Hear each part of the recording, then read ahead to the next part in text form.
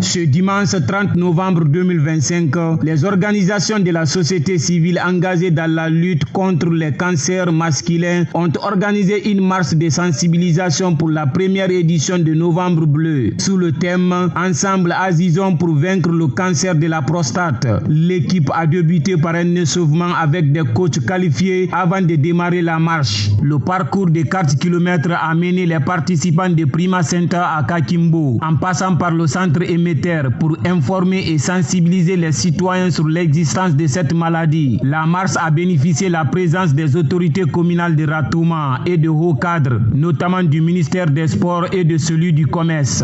L'objectif principal de cette marche, d'abord, c'est une mobilisation que nous avons faite.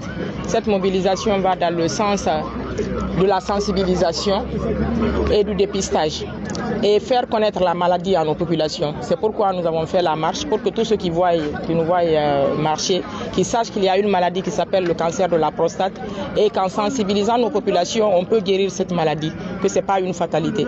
Dr Sarah Magasuba a lancé un appel à la population pour qu'elle se dépiste tôt, car c'est gratuit.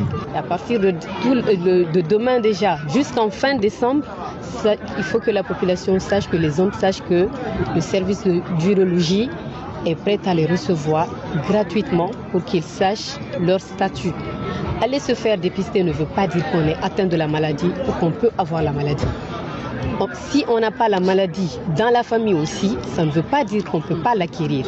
Dr Patrick Loa a parlé des prochaines étapes importantes pour la lutte contre le cancer de la prostate. Prochaines étapes, il faut rappeler aujourd'hui, c'est vraiment une impression de joie.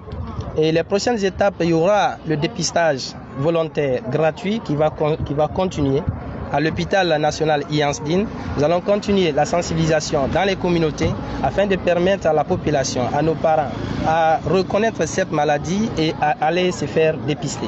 La marche s'est déroulée sans aucun incident, dans une ambiance conviviale et solidaire.